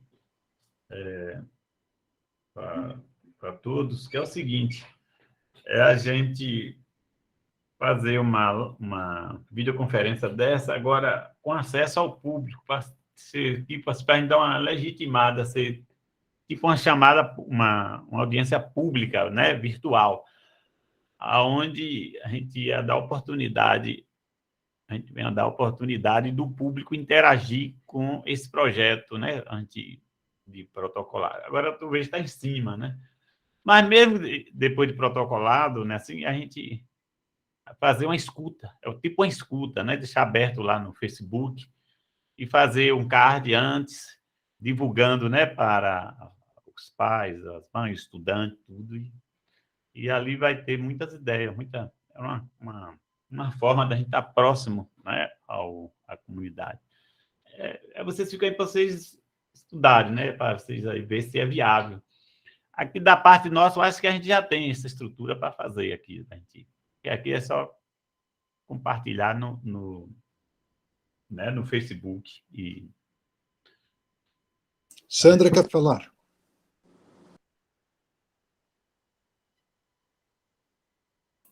Sandra? Não, eu acho que eu não baixei a mãozinha só. Oswaldino, Isso, obrigada. essa sugestão que você faz, eu acho que a gente precisa colocar isso em ata também. Por quê? A professora Maria Amélia, a professora Alda, o Eloy, eu sou desse tipo de gente, assim, eu acho que a gente tem que transformar a educação no centro do projeto nacional de desenvolvimento. Então, para nós, gente, nós temos que ser aqueles caras obcecados pela educação, que só fala disso e que coloca, como disse a Sandra, coloca na cabeça e no coração dos prefeitos, dos deputados, do PDT, etc., o tema da educação como prioridade absoluta, prioridade máxima. E eu acho que isso, dentro do MTPE e da Fundação Leonel Brizola, tem que ser a prioridade de todas as prioridades. A gente tem que ter um plano. Eu não sei bem o tamanho do trabalho disso, mas eu estou disposto, sou voluntário para ajudar. Eu não sei se é uma reunião mensal, se vocês querem fazer bimestral, se a gente vai chamar gente de fora, gente que é do PDT e gente que não é, enfim. Mas eu acho que isso tem que ser uma coisa dos nossos fazeres cotidianos. A gente tem que ter um tempo, sei lá se é de sexta, se é de sábado, o dia que for melhor, pela internet, de algum jeito, a gente tem que ter uma campanha, Oswaldino, permanente para ficar nesse diálogo, nessa consulta pública, como você disse. Agora, vocês entenderam bem o desafio? A gente já tem um tempozinho já entre a gente, né? Trabalhando aí, né? O ano passado, né? Está andando, tá. Agora, o desafio seria a gente vencer essa muralha e perder mesmo o medo e interagir com o grande público. Esse seria um grande desafio. É óbvio que a gente ia tomar alguns cuidados, né? Assim, do grupo, né? Quem tem a boa exposição, por exemplo, nesse trabalho aí, André, eu acho que você ficaria encarregado da exposição, tá vendo? E 2 ou 3, né, ali de controlar. Seria aberto para todos do movimento. Mas para o público, né, os que têm uma melhor didática, uma melhor, né, exposição, Eloy, né, isso tal, aí. E aí a gente ia mesmo, né, perder o medo e o cara deixava bem claro, é uma escuta. A gente ter a presença, coisa que os partidos ultimamente não estão tendo. Tá certo? Os partidos políticos, pode ser de direita, de esquerda, tudo, eles fecharam as portas para a participação popular. Eu estou dizendo que aqui na Bahia, o que tinha era aberto 24 horas o partido aqui. Era uma tradição, ali na Mouraria, na Rua da Mouraria, para todo mundo, era aberto mesmo. E faz tempo que estava fechado. Mas não é só ele. O PDT foi o último que veio fechar para o povo.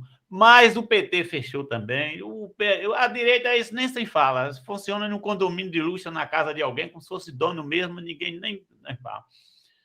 Esse movimento aqui, aí como eu estou vendo que Ciro está indo para cima para falar com o povo, assim, não tem medo, vai olho no olho mesmo, né? Isso não, né? Eu acho que a gente está afinado com o projeto dele. Agora, a gente chega preparado, a gente não chega, né? Isso, veja aí, Oswaldino, nós temos muitas lives no Rio Grande do Sul, em quase todo o Rio Grande do Sul, sobre educação com vereadores, com lideranças. O pessoal está trabalhando muito em cima disso. E o que é mais importante, assim, o que aconteceu com os partidos é culpa das nossas executivas. Hoje os caras não tratam dos fatos sociais nem dos problemas da sociedade, eles tratam de uma narrativa política ridícula, pobre, enganadora, de hipócritas, inclusive os nossos companheiros de partido. Eu já me manifestei sobre isso. A verdade é essa. Nós estamos conseguindo fazer reuniões aqui, tivemos a felicidade do Pompeu participar da deputada federal, Dilma ter participado, deputado federal, Foi. desse reitor que participa Excelente, eu também, gostei porque mesmo. eles se expõem ao público que eles querem mostrar. Eu estava vendo um vídeo do Dia do Índio aí, do Pompeu de Matos, Alda. Que espetáculo de trabalho junto com aquelas moças, tudo meninas e meninos, numa tribo, conversando com eles, se mostrando, quer dizer, é um trabalho muito valoroso. Aqui no Rio Grande do Sul, a gente Entendeu? trabalha É bastante. diferente. Isso é que nós temos que abrir para o Brasil inteiro, como o Oswaldinho disse, é adquirir coragem As e fazer lives. isso. Né? Eu vou te mandar isso do Oswaldino aqui, para você ver o que fez o nosso deputado aí, né? E assim, eles vão lá, vai nas quilombolas, ele vai conversar com os índios, ele vai conversar com os nativos, e vão trocando ideias, e assim eles vão expondo e vão colocando vídeos para a população. Isso é importante, você tem razão que você coloca, senão fica muito intelectualizado, muito fechado. Nós temos que abrir. Nós fizemos também com a parte sindical, várias, a professora Eloy geralmente comanda, coordena, fizemos também com a juventude, o Douglas, que é presidente da juventude, então a gente faz em diversas áreas, assim, a gente faz bastante debate aqui, fizemos bastante. Mas a professora Eloy, não sei se a gente, já tem 1h24, se vocês querem continuar mais um pouco, ou se vamos fazer os encaminhamentos. Eu creio que podemos fazer um encaminhamento. Tá, então, o professor que está aí de posse da ata, se puder fazer isso para nós. Sim. Eu anotei aqui sobre a quarta-feira, 19 horas. Sim. Já estou passando para todas elas, depois eu vou pegar o link e vou mandar para todos que estão convidados. Bem, então, nós temos três situações que ficaram encaminhadas. O André Stabile, ele coloca no começo, pediu um auxílio sobre, quando se fala no mundo da alfabetização, aquelas duas visões, né? De uma alfabetização por ciclos, em que a Érica complementou, mostrando o exemplo de São Paulo. Isso é uma coisa muito importante que vai ser debatido, então, na quarta-feira, pela Fátima, a Érica, a Carla, a Janaína e... A Janaína. E a Sandrinha pode ser também. Eu convidei a Cláudia, mas ela não deu resposta. A Cláudia disse o seguinte, que o mundo dela é mais do curso superior. Então a Cláudia Mergen vai participar, que é aqui do Rio Grande do Sul. Sim, a Cláudia do Rio Grande do Sul. O outro tema que se pediu é trabalhar uma ideia sobre essa aproximação com o Sistema S. Né? Muito para bom. As parcerias. Aí, mais ligado, naturalmente, às questões que estão mais ligadas à profissionalização, ao mercado de trabalho, assim por diante.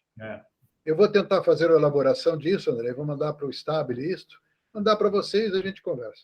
E uma coisa, professor, que acho que pode incluir, né? Por que um laboratório de uma escola pública estadual ou municipal é tão inferior a um laboratório de robótica, por exemplo, do SESI, do SENAI, ou um laboratório de informática? Se as licitações têm que ter transparência e não pode ter área de sombra, de corrupção e etc., e o Sistema S consegue colocar bons equipamentos, por que a rede pública comum dos estados e dos municípios fica tão para trás nessa questão de infraestrutura, de recursos e de insumos? Essa é uma dúvida que eu tenho e que a gente sabe que não é mágica, então tem alguma coisa que a gente pode melhorar. Aí a Janaína... O Sistema S, ele tem um financiamento... desvio de verba. O Sistema S, ele tem um financiamento muito mais rico, né? Ela criou o departamento de robótica, o laboratório. André, você fez uma provocação genial. Mas, olha, ter robótica numa escola que não tem cadeira, que não tem mesa, que não tem chave branco, que não tem data show, telão e computador, não precisa. Mas o Sistema S, ele é muito rico, né? Porque tem a arrecadação de contribuição das empresas, né? Tem que apresentar, né? No caso, e a escola dela é de primeiro mundo. A parceria com a empresa, as pessoas fazem a formação no Sistema S e já vai trabalhar nas indústrias. Então, é esse vínculo empregatício e de futuro que o povo que estuda na rede pública precisa e merece. Isso aí. Tá bem. Mas tem diferenças de financiamento aí que a gente não está levando em consideração. Para vocês aí. Olha, nós tivemos um problema, assim, quando implantamos o Senar, em 132 sindicatos que não tinham nada. Quem eram os sindicatos? Os sindicatos eram comandados por filhas de pessoas quase analfabetas. Em tecnologia, zero. Como você processa uma modificação disso? Tem que mudar desde a tomada até a preparação das pessoas. Eu fui em cada um dos sindicatos e comecei a mostrar uma resistência enorme deles. Porque achou que eu ia colocar as filhas para fora. Digo, não, elas terão 6 meses de formação na área da informação. Mas o golpe não foi esse, Érica. O golpe maior foi quando nós fizemos a licitação. Ganhou uma empresa que estava estabelecida no Amazonas. Só que ele não esperava, e quando recebemos tinham 9 pessoas numa bancada, todos profissionais de tecnologia, que examinaram todos os computadores. E o que tinha dentro? 40% eu devolvi. Após isso, eles recompuseram, eu entrei com ação contra a empresa. E tiveram que nos ressarcir em 25% sobre a licitação, que nós distribuímos para os sindicatos para modernizar os sindicatos. É simples a coisa. É simples. É só saber fazer as coisas. Por isso, professor, que aí eu vejo as duas pernas que foram mencionadas pelos membros aqui do grupo. Tem uma parte, como disse o professor, que é subfinanciamento. É verdade, né? Tem algum tipo de melhor situação do Sistema S. Mas, como também lembrou a Érica, a gente tem problema de gestão grave que o senhor teve que corrigir com o processo. Eu também, né? Uma pessoa, quando eu não assinei um cheque lá de merenda e de manga, uma pessoa, porque eu não assino coisa torta, nunca assinei, nunca fui, como diz o Ciro, nunca fui processado nem para ser absolvido. Então, quando não assinei o negócio das mangas na merenda, uma pessoa foi condenada. Eu tenho as fotos aqui do jornal há 10 anos e 4 meses de corrupção, porque nunca tinha sido servido manga na merenda das escolas e apareceu um cheque de alguns milhões na minha mesa para eu assinar em São Caetano. Então, as duas coisas acontecem, o subfinanciamento e a gestão que precisa melhorar muito, é verdade. É isso aí, Érica. Eu dou razão para a Érica. A Janaína é um caso excepcional de gestão. Érica, porque eu vou compartilhar não é normal isso aí. No grupo amanhã, uma videoconferência que a Eloy assistiu, que foi de um projeto que foi implantado lá em Natal, no Rio Grande do Norte. Um robô por aluno. A Eloy assistiu, né? O Orivaldo Júnior, ele é o chefe lá do departamento de redes neurais, ele é meu sobrinho. Ele trabalha com essa área desde criança, de menino, o sonho dele é trabalhar com robótica, ele trabalha. E esse um robô por aluno, esses alunos adquiriam esse material e faziam esse robozinho deles, que os princípios são mesmo de qualquer outro robô caro, saía por R$300, André. R$300. Esses alunos pegavam esse material no Mercado Livre, aí montavam o robozinho em casa. Ensino fundamental, é em Natal esse projeto. Aí eu estava lendo agora a quadrilha de Bolsonaro, aí o pessoal, 14 mil um robô. Isso aí, rapaz, isso aí não tem precedente na história, não é nem do Brasil. Eu acho que no mundo não existe um negócio desse. 14 mil. E a Eloy assistiu a base, com 300 e poucos reais, pegava um materialzinho em casa, né? Os alunos junto com os pais, tinha seu robozinho em casa. Ensino fundamental no Rio Grande do Norte. Aí eu vou compartilhar, está no meu canal, essa. E aí pode ser também mais uma coisa aí, né? De uma experiência exitosa que pode sim disponibilizar, Érica, né? Essas aprendizagens sem ter que pensar em grande, né, somas nisso de dinheiro, né? Porque às vezes essas grandes somas de dinheiro é para atrair mesmo nos malandros, não é isso? Os catadores de capital. Isso mesmo. Para malandragem. Eu não sei se o André Egg, não sei se ele tinha tentado, eu acho que até fui eu que cortei ele, desculpa. Não, eu tentei falar na hora que estava todo mundo falando. Todo mundo se enlouqueceu por causa da robótica. Que são duas questões que foram comentadas, que eu fiquei já me coçando para falar aqui, acabei não falando. Essa questão do Sistema S é porque eles têm um financiamento, né, que é 4%, se não me engano, do faturamento das empresas, né? O da indústria vai para o SESI, do comércio. 2%. 2% está livre para a educação. 2% para a educação, mas o sistema. Que é muito dinheiro.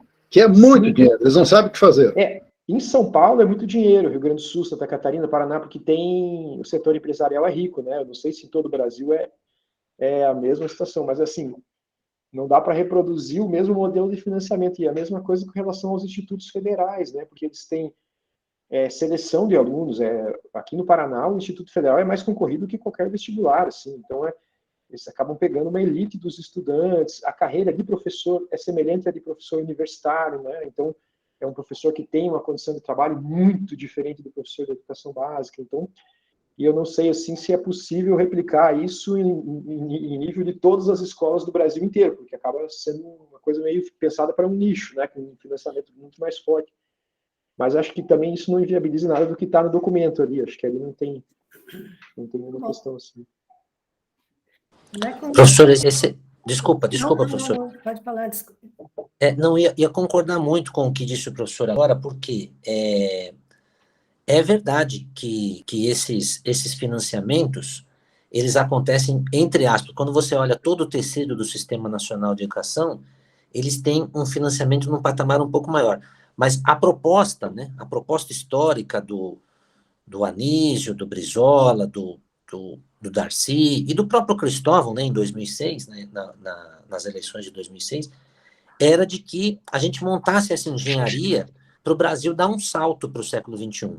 Então, se a gente imaginar no mundo como foram as reformas educacionais, e se a gente fizesse um fatiado, né, de 30 anos em blocos de 10 anos, nos 10 primeiros anos a gente investiria o que se estava convencionado como aproximadamente 10% do PIB, nos 20 anos intermediários, 8%, para voltar nos últimos 10 anos finais praticamente aos patamares atuais.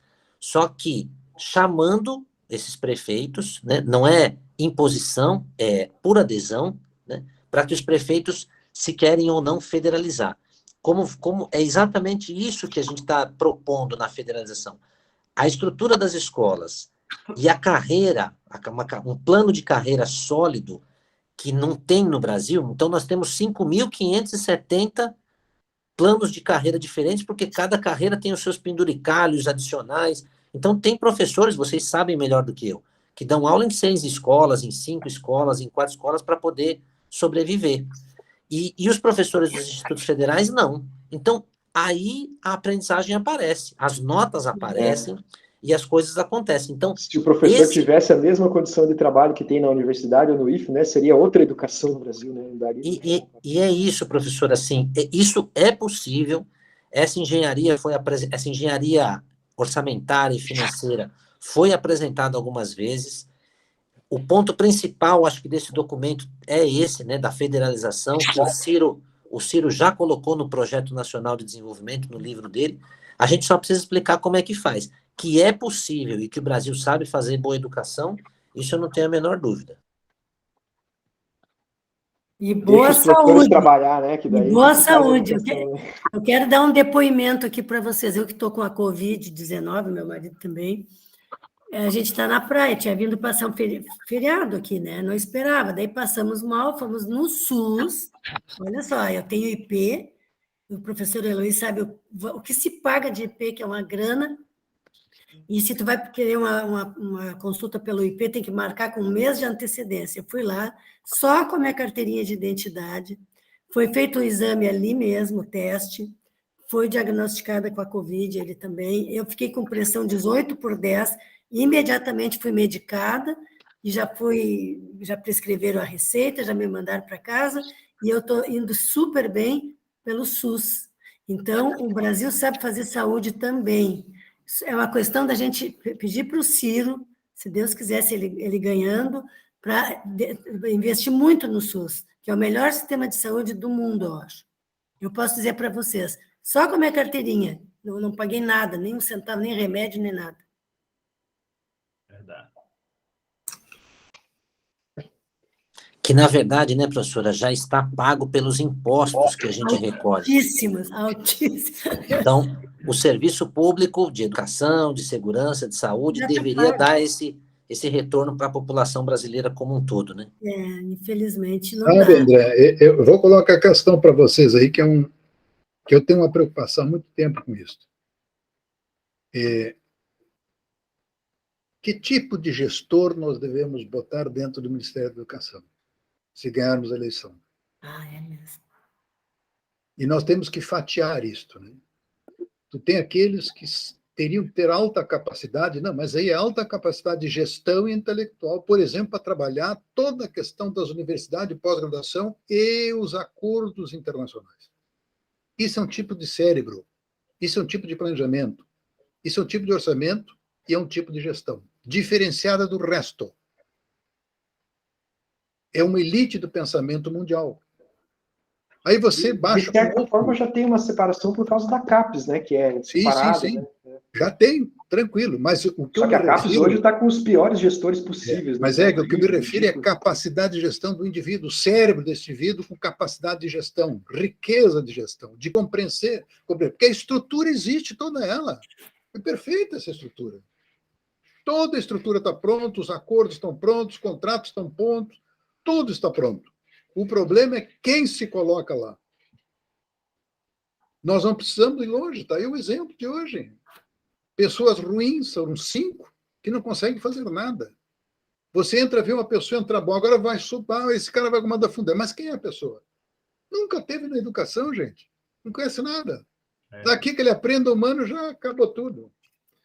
Um outro mundo é o hiato entre o ensino médio e a universidade. Hoje nós temos institutos, e aí tem um peso importantíssimo. Esse é o estratégico. Né?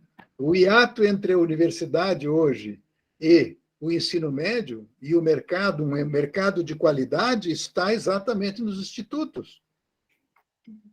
Esse é o debate que nós temos que aprofundar.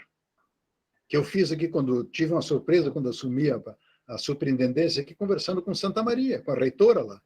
E eu dizia para ela, mas aí está o segredo do negócio.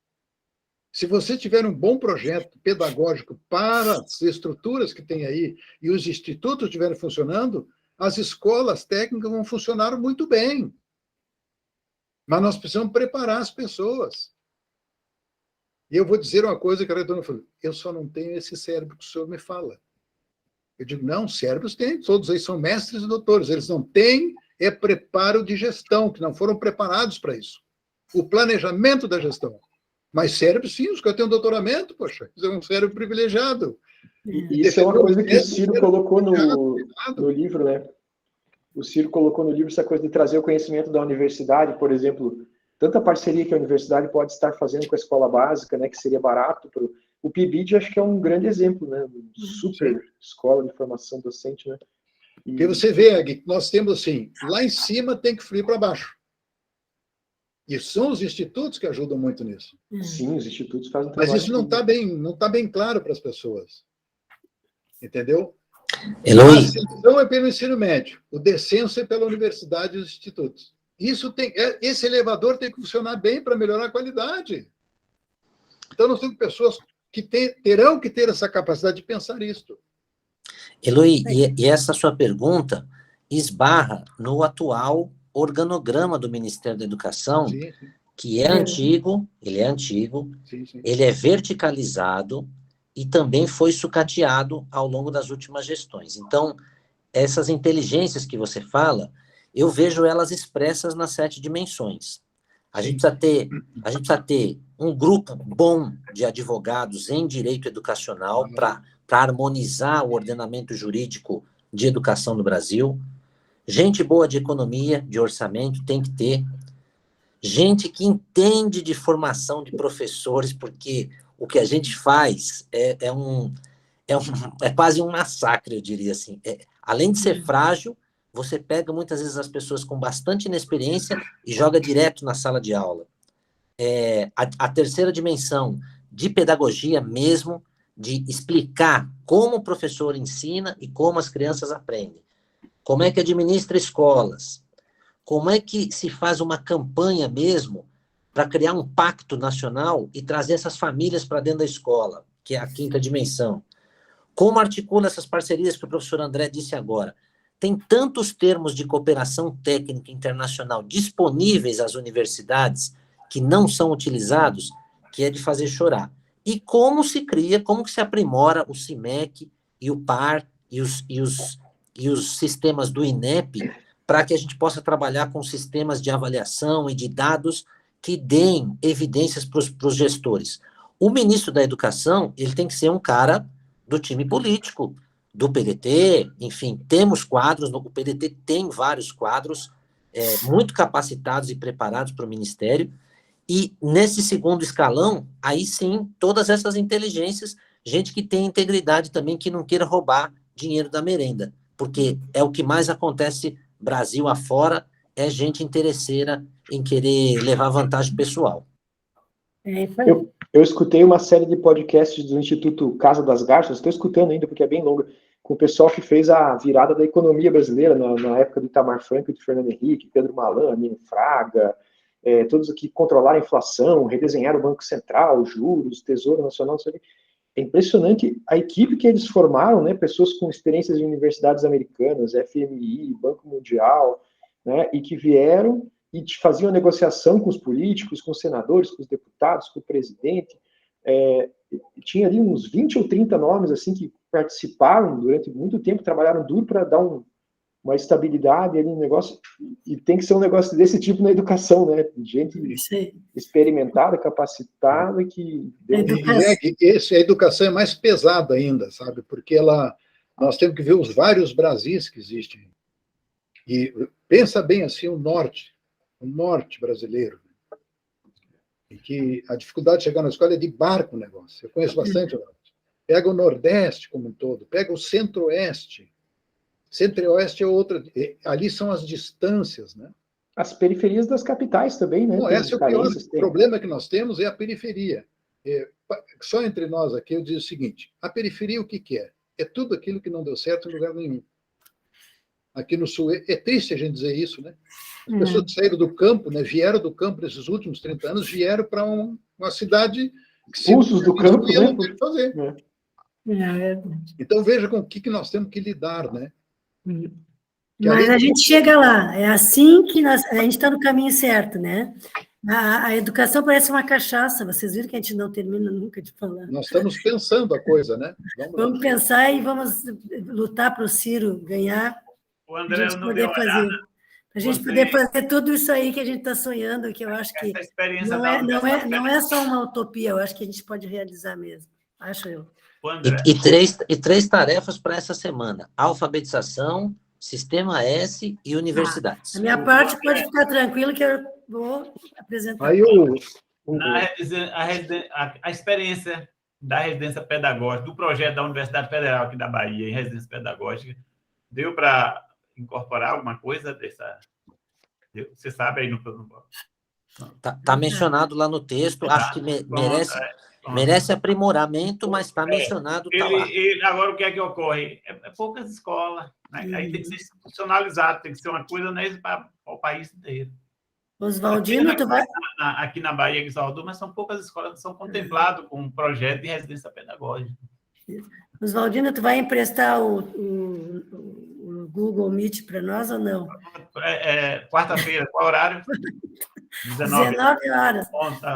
Senão fica caindo, em 1 hora já cai, não dá para fazer um debate em 1 hora. Pronto, às 19 horas, tá combinado. E aí, Eloy, tem mais o que aí, Eloy, para hoje? Não, vamos fechar agora, né? Você me mande de novo, gravado. Por isso no chat que tá no documento lá sobre residência pedagógica. Falta e pronto.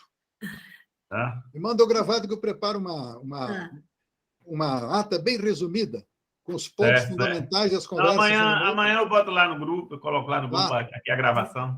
E outra coisa que ficou encaminhada, a Sandra mandar aquele projeto para o André. Eu fui de Sandra, a ideia de Sandra do projeto.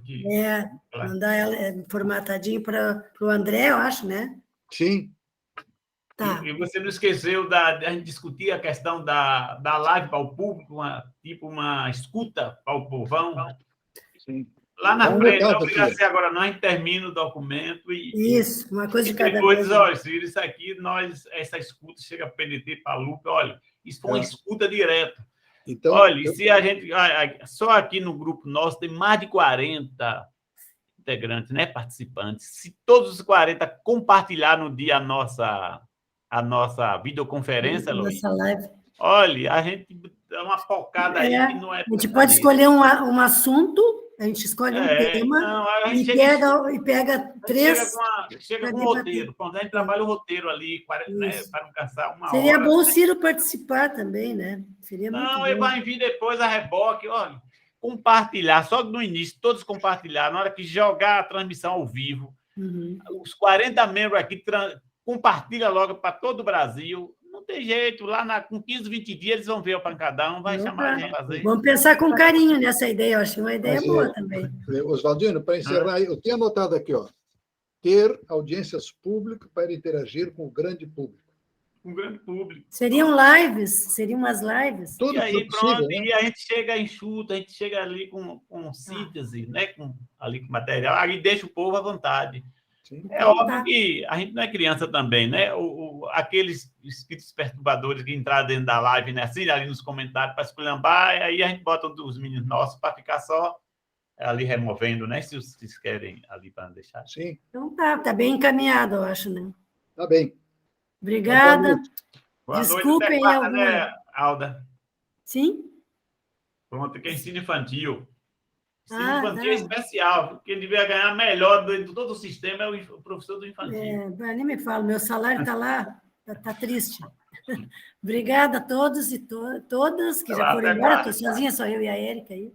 Mas, brigadão para vocês. Vai passar para a professora Maria Amélia agora o resultado. Tá bom?